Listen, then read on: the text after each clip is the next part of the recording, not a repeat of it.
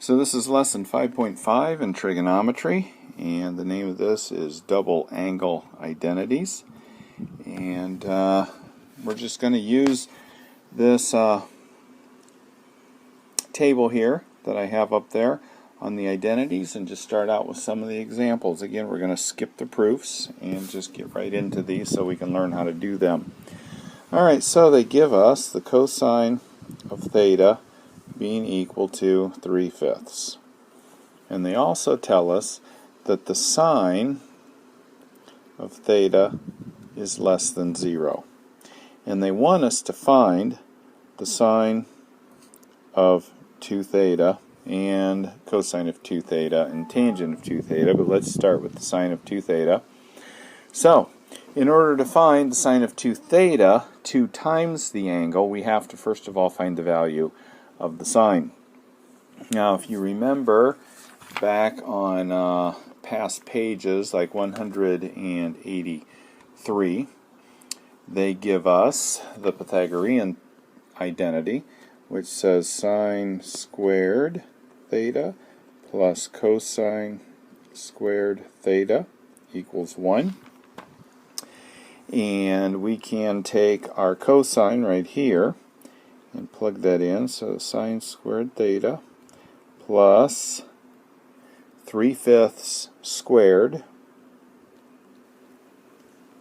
because of that, gives me 1, so sine squared theta plus 9 over 25 equals 1. So sine squared theta equals 1 minus 9 over 25, and we'll make this a 25 over 25 so we can actually have common denominators, giving me the sine squared theta of 16 over 25. Now I've got, whoops, that didn't look like a 25. Now I've got a squared here, so to get rid of that, I end up having to take the square root of both sides. So then I get the sine of theta equals plus or minus the 4 over 5. Alright, so it tells me that the sine of theta is less than 0. So because that's the case, because the sine of theta is less than 0, then this has to be a negative 4/5. Because obviously, if you've got plus or minus 4/5 and we're telling you that the sine of theta is less than 0, then it's got to be the negative part of it. Alright, so that gives me the sine of theta. So at this point, I am going to look at what I've got up here. Sine of 2a equals 2 sine of a cosine of a. So we're looking for the sine of 2 theta. So I know the sine of 2 theta equals, and again I'm taking that, but I'm putting theta in instead of a, 2 sine of theta cosine of theta. So the sine of 2 theta equals 2 times the sine of theta, negative 4/5, times the cosine of theta, which I have right there, which is positive 3/5.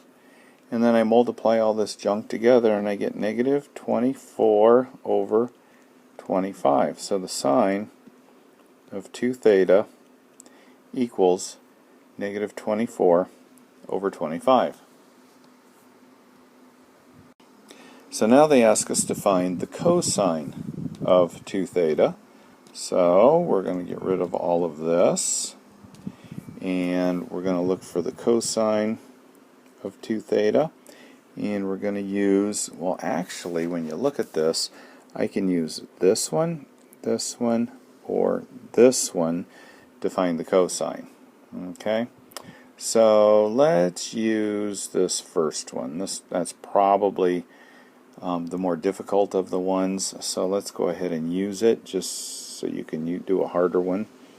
Cosine squared of theta minus sine squared of theta. Alright, so let's put some stuff in here. Cosine squared of theta. Well, I know the cosine of theta in the instructions said that it was 3/5.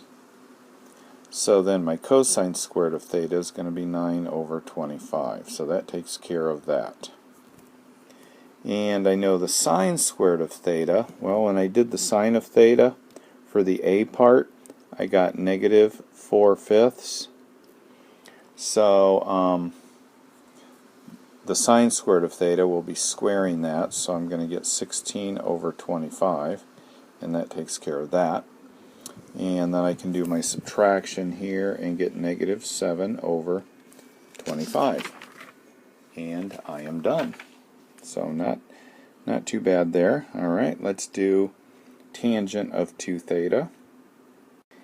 And the tangent of 2 theta is 2 tan theta over 1 minus tan squared theta. And that's this one right there. So we're going to do that one. Alright, let's see what we know. We know that the tangent of theta equals sine over cosine. And we found out that the sine of theta in part A was negative 4/5. And we found that the cosine is given as 3/5. We invert and multiply. And I get negative 20 over 15, which reduces to negative 4/3. So that's the tangent of theta. So let's go ahead and erase everything else. That was just getting us to this point, negative 4/3. We'll put that here. So that's my tangent. So let's go ahead and plug that in up here. So I have 2 tangent, I guess I don't even have tangent, do I? I just have 2 times negative 4/3 over 1 minus negative 4/3 squared. So that would be 16 over 9. And that gives me negative 8/3. And that gives me, let's say this will be 9 over 9. 9 minus 16 is negative 7 over 9. Invert and multiply. And that cancels with that, and I get negative 24 over negative 7, which gives me a positive 24 over 7. Now I could have used any of the I could have used any of these 3 options here for cosine for part B. There's only one there for sine and only one there for tangent. So let's jump to example 2, and we'll do that in the next video.